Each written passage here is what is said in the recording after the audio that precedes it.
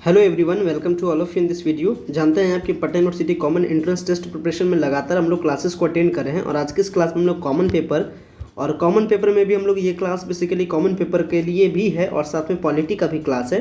और ये Indian polity के जो एग्जीक्यूटिव जो सिस्टम है, सिस्टम को रिलेटेड लेकर के क्लास है, जिसमें हम लोग कुछ इंपॉर्टेंट जनरल नॉलेज के बारे में जानेंगे जो कि अक्सर कॉमन पेपर में पूछा जाता है। प्लस ये पॉलिटी के लिए तो ये क्लास बेहद ही इंपॉर्टेंट है और इसका पीडीएफ मैं ऑलरेडी ग्रुप्स में भेज चुका हूँ। तो ग्रुप वाले इससे जो सारे पीडीएफ में भेजा हूँ वो पीडीएफ्स को पढ़ेंगे और जो शॉर्ट नोट्स है यानी जो शॉर्ट इंपॉर्टेंट पॉइंट है उस इंपॉर्टेंट पॉइंट के बारे में मेमोराइज करेंगे, जो कि अक्सर आपको कॉमन पेपर के क्वेश्चन के फॉर्म में आपको मिलता है। और थोड़ा सा आपको डीपली थोड़ा सा पढ़ना है आर्टिकल्स वगैरह के बारे में, थोड़ा सा स्पेशल, जो कि आपको पॉलिटी के क्लास का काम करेगा। आपको जिनका भी इंटरमीडिएट में आर्ट्स होगा और जो Patna university common entrance test के लिए जो टेस्ट देंगे उसमें जब आर्ट्स से पॉलिटी से सेक्शन से जब क्वेश्चन पूछा जाएगा तो उम्मीद है आपका मिनिमम 1 से 2 क्वेश्चन आपसे पूछा जाएगा। और अगर आप कॉमन पेपर का प्रिपरेशन करें तो आपको रेंज रखना है 1 क्वेश्चन का, चाहे वो 1 क्वेश्चन किसी भी टर्म से आ जाए, किसी भी पार्ट से आ जाए, जो कि मैं अभी यहाँ पे हर एक इंपॉर्टेंट पॉइंट आपको मैं बताऊंगा। तो अभी की क्लास में हम लोग जनरल नॉलेज एंड पॉलिटी के क्लास को कवर अप कर रहे हैं, जिसमें हम लोग देख रहे हैं about executive post of India, like a post of president, like a post of vice president, like a post of prime minister. ये सारे जो इंपॉर्टेंट पोस्ट होते हैं उससे रिलेटेड कुछ इंपॉर्टेंट क्वेश्चन पूछे जाते हैं। जैसे एज से रिलेटेड, कितने साल का एज होता है, मतलब कितने आप मिनिमम एज में प्रेसिडेंट बन सकते हैं, वाइस प्रेसिडेंट बन सकते हैं, और लोकसभा का क्या है, राज्यसभा का क्या है। तो बस हम लोग कुछ इंपॉर्टेंट पॉइंट्स के बारे में जानेंगे और बेहद ही शॉर्ट नोट्स के फॉर्म में जानेंगे। और मैक्सिमम हम लोग 20 से 25 पॉइंट या कर सकते हैं 10 से 20 पॉइंट को हम लोग कवर अप करेंगे, जो कि आपको पटना यूनिवर्सिटी के कॉमन एंट्रेंस टेस्ट में जनरल नॉलेज के फॉर्म में आपसे पूछे जाने की आशंका है। तो हम लोग ये जो आपका जो जनरल टेस्ट का जो पेपर है या जो कह सकते हैं कॉमन पेपर टेस्ट का पेपर है, ये आपको पटना वुमेंस कॉलेज में भी काम करेगा, जब वहाँ पे जनरल नॉलेज का क्वेश्चन पूछे जाएंगे। और पटना यूनिवर्सिटी में तो स्पेशली 40 मार्क्स के साथ ये आपका पेपर पूछा जाएगा। तो चलिए क्लास को स्टार्ट करते हैं। और क्लास में जो एग्जीक्यूटिव पोस्ट ऑफ इंडिया है, एग्जीक्यूटिव पोस्ट ऑफ इंडिया के बारे में बहुत ही इंपॉर्टेंट पॉइंट के बारे में डिस्कस करेंगे। और उम्मीद भी है, आशा भी है, जो भी स्टूडेंट्स आर्ट्स पेपर से अपना ग्रेजुएशन को कंप्लीट किएंगे वो 100% ये सारे टर्म के बारे में, ये सारे बात के बारे में जानते भी होंगे। बट जो साइंस वाले कैंडिडेट होंगे वो थोड़ा बहुत कम जानते होंगे, तो उनका इन्फॉर्मेशन भी, उनका भी जो नॉलेज है इस फील्ड में वो नॉलेज आपका एक्सटेंड होगा। तो क्लास को स्टार्ट करते हैं, लेकिन उससे पहले रिक्वेस्ट, अगर आप चैनल पर नए हैं तो चैनल को सब्सक्राइब कीजिएगा, ताकि फर्दर इन फ्यूचर तमाम सारे जो क्लासेस है, क्लासेस का अपडेट आपके पास टू द टाइम पहले जा सके। एंड साथ में ये भी आपको ध्यान रखना है, अगर आपको प्रैक्टिसेस को बहुत ज़्यादा बेहतर करना है तो आप प्रीमियम से जुड़ सकते हैं। प्रीमियम जुड़ने के तमाम सारे डिटेल्स आपको वीडियो के डिस्क्रिप्शन बॉक्स में आपको व्हाट्सएप का नंबर दिया गया है, आप व्हाट्सएप नंबर के जरिए से प्रीमियम ग्रुप में जुड़ सकते हैं। चलिए आते हैं, क्लास को स्टार्ट करते हैं। सबसे पहले लोग समझते हैं कि इंडियन का जो सिस्टम है, यानी जो इंडियन गवर्नमेंट का सिस्टम है, वो गवर्नमेंट का सिस्टम कैसा है। अगर भारत में गवर्नमेंट सिस्टम के बारे में बात किया, यानी जो इंडियन गवर्नमेंट सिस्टम है वो बेसिकली 3 पार्ट में डिवाइडेड होता है। एक होता है जुडिशरी सिस्टम, एक होता है एग्जीक्यूटिव सिस्टम और एक आपका होता है लेजिस्लेचर सिस्टम। यानी अगर बात की जाए आपका, ये आपका हो गया न्यायपालिका, ये आपका हो गया कार्यपालिका, ये आपका हो गया विधायिका। इसके बारे में आपने पढ़ा होगा। यहाँ पे आप लोग बता दें कि जो न्यायपालिका होता है, यानी जो इंडियन गवर्नमेंट सिस्टम है, जो न्याय करने का काम है, जो जुडिशरी का काम है, वो बेसिकली 3 पार्ट से हैंडल होता है। Supreme court, high court and subordinate court, जैसे सिविल कोर्ट, डिस्ट्रिक्ट कोर्ट, ये आपका आता है जुडिशरी सिस्टम का पार्ट है। अगर एग्जीक्यूटिव सिस्टम के बारे में बात की, यानी सेंट्रल गवर्नमेंट के सिस्टम के बारे में बात की, तो वो आपका जो एग्जीक्यूटिव सिस्टम है, यानी जो कार्यपालिका है, यानी जिनका काम है कार्य करना, जिनका काम है, जिनका मेन काम है वर्क करना, वो हैंडल होता है 2 पार्ट से। एक होता है यूनियन सिस्टम से और एक होता है स्टेट सिस्टम से। यूनियन सिस्टम के जो ऑफिसर्स है वो आपका प्रेसिडेंट हो गया, वाइस प्रेसिडेंट हो गया, प्राइम मिनिस्टर हो गए, सेंट्रल काउंसिल ऑफ मिनिस्टर्स हो गया, अटॉर्नी जनरल ऑफ इंडिया हो गया। इसके बाद अगर स्टेट गवर्नमेंट के बारे में बात करें तो गवर्नर है, चीफ मिनिस्टर है, स्टेट काउंसिल ऑफ मिनिस्टर है, और ये आपका एडवोकेट जनरल स्टेट ऑफ, यानी एडवोकेट जनरल ऑफ स्टेट है।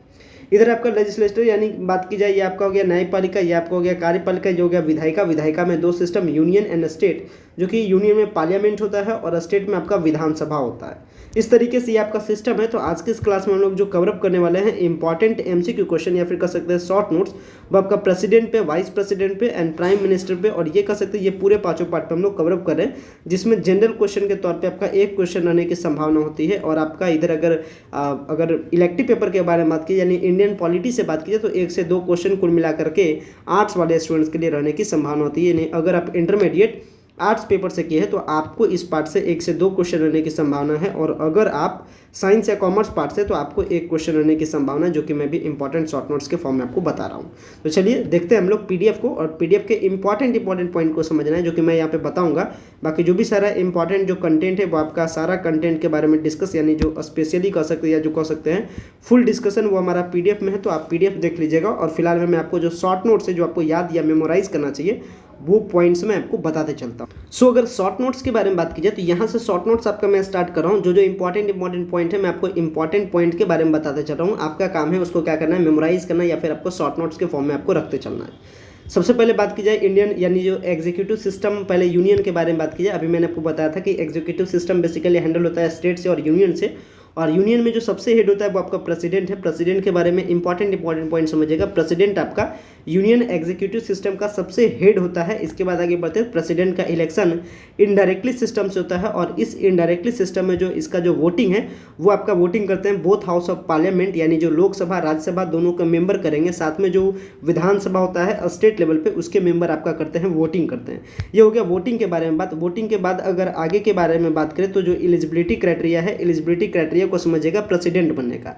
तो सबसे पहला क्राइटेरिया है कि सिटीजन ऑफ इंडिया होना चाहिए, मिनिमम आपका 35 ईयर का एज को आपको कंप्लीट की होने चाहिए, और साथ में किसी भी हाउस का चाहे लोकसभा या राज्यसभा के मेंबर बनने की जो एलिजिबिलिटी है उसको भी होल्ड करने चाहिए। ये भी आपका क्राइटेरिया है प्रेसिडेंट के बारे में। प्लस ये भी प्रेसिडेंट के बारे में क्राइटेरिया है कि वो किसी भी गवर्नमेंट के सेक्शन में प्रॉफिट वाला पोस्ट पे नहीं होना चाहिए, अगर वो और प्रॉफिट वाला पोस्ट में होना चाहिए। साथ में ये भी कुछ स्पेशल कंडीशन है, अगर वो प्रेसिडेंट है या वाइस प्रेसिडेंट है या फिर यूनियन टेरिटरीज या फिर गवर्नर है तो वो भी इस जो पोस्ट है प्रेसिडेंट का उसके लिए वो क्वालिफाई है। अगर टाइम पीरियड के बारे में बात किया तो प्रेसिडेंट का जो पोस्ट होता है वो आपका 5 साल का होता है, और ये बात ध्यान रखिएगा कि अगर प्रेसिडेंट अपना रेजिग्नेशन देता है, यानी प्रेसिडेंट अगर अपना रेजिग्नेशन लेटर देता है तो वो उस टाइम में वाइस प्रेसिडेंट ऑफ इंडिया के वो उस टाइम प्रेसिडेंट का काम करेंगे। यानी अगर प्रेसिडेंट काम छोड़ते हैं तो फिर वाइस प्रेसिडेंट उसके जगह पर अपना वो पोस्ट को अपना लेते हैं।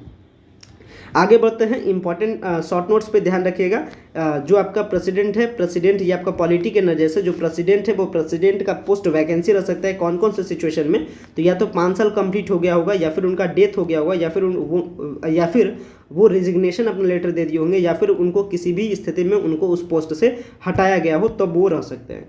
कुछ इंपॉर्टेंट पॉइंट के बारे में यहाँ ध्यान रखिएगा कि जो सबसे फर्स्ट प्रेसिडेंट ऑफ इंडिया थे वो आपके डॉक्टर राजेंद्र प्रसाद थे, और अभी आपके जो प्रेसिडेंट है वो रामनाथ कोविंद अभी के करेंटली प्रेसिडेंट है। साथ में ये भी याद रखिएगा ये शॉर्ट नोट्स के पॉइंट में कि ये आपका जो प्रेसिडेंट का इलेक्शन है वो इंडिया में प्रेसिडेंट का इलेक्शन 18 जुलाई को होने वाला है, जो कि अभी चल रहा है 14 जून, और 18 जुलाई को प्रेसिडेंट ऑफ इंडिया का इलेक्शन है। और हमारे देश को यानी इंडिया को 25 जुलाई को नए प्रेसिडेंट के फॉर्म में जो भी आएंगे इलेक्टेड होकर के वो हमारे नए मेंबर 25 जुलाई को अपना प्रेसिडेंट का पोस्ट को हैंड ओवर करेंगे। याद रखिएगा अभी मैंने करेंटली का भी आपको बता दिया जो कि 25 जुलाई 2017 को बने थे। इसके बाद आगे बढ़ते हैं, कुछ और भी इंपॉर्टेंट पॉइंट में याद रखिएगा, जैसे उनके पेमेंट्स को लेकर के ध्यान रखिएगा कि 18 से 19 के बजट में जो पेमेंट था वो पेमेंट बढ़ा था।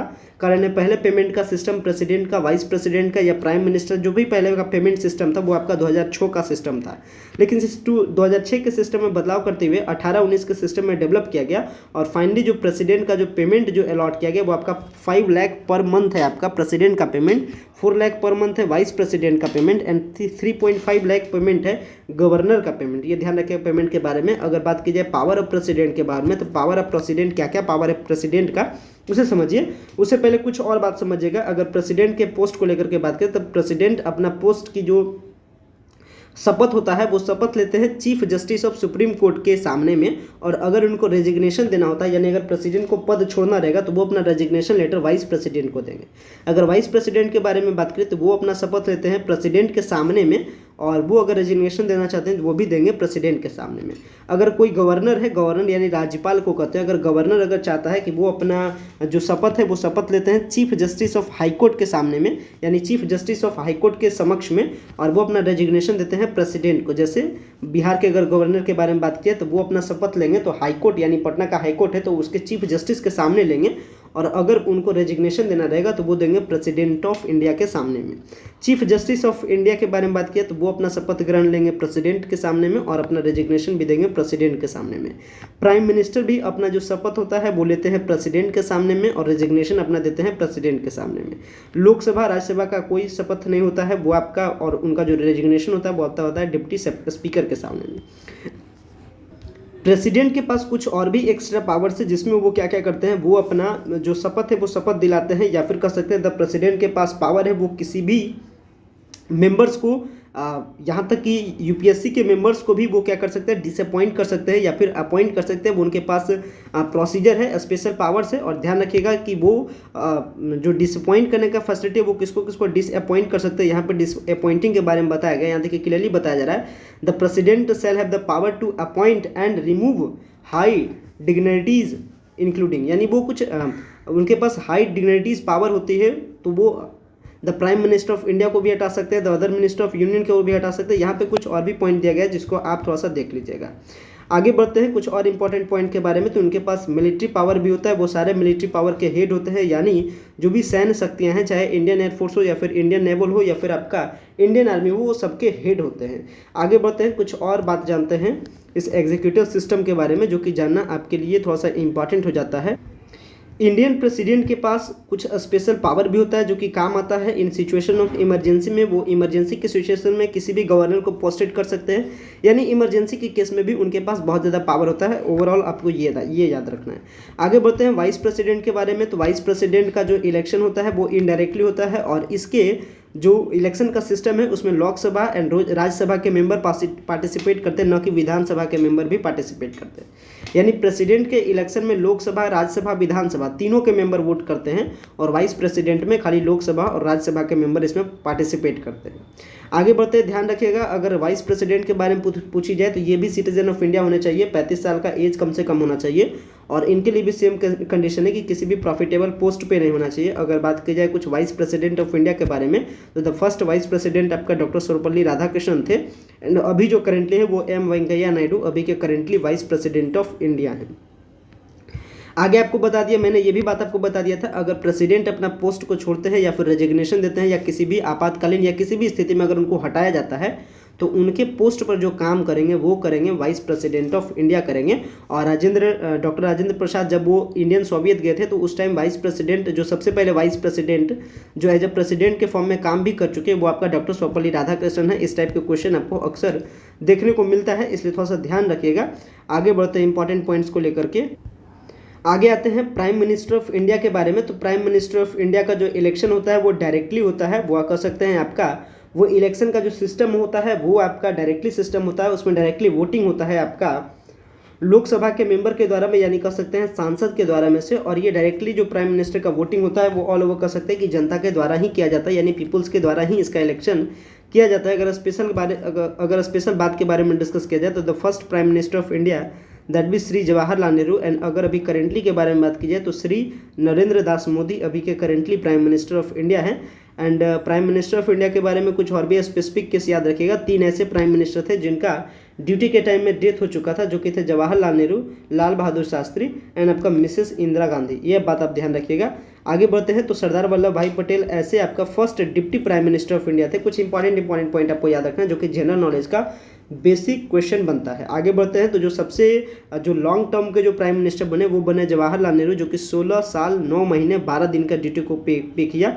और सबसे कम जो ड्यूटी किया वो किए अटल बिहारी वाजपेयी जी, जो कि मात्र 13 दिनों के लिए प्रधानमंत्री बने थे। आगे बढ़ते हैं तो कुछ और भी इंपॉर्टेंट पॉइंट को एंड जो प्राइम मिनिस्टर होते हैं वो प्राइम मिनिस्टर अपने पोस्ट का जो शपथ होता है वो लेते हैं प्रेसिडेंट के सामने में। ये भी मैंने आपको इंपॉर्टेंट पॉइंट बताया था। तो ये कुछ इंपॉर्टेंट पॉइंट है जो कि आपका एग्जीक्यूटिव सिस्टम के कुछ इंपॉर्टेंट पार्ट थे, जिसमें मैंने प्रेसिडेंट से रिलेटेड इंपॉर्टेंट पॉइंट आपको बताया, वाइस प्रेसिडेंट से रिलेटेड इंपॉर्टेंट पॉइंट बताया, प्लस आपको प्राइम मिनिस्टर से भी रिलेटेड इंपॉर्टेंट पॉइंट को मैंने बताया।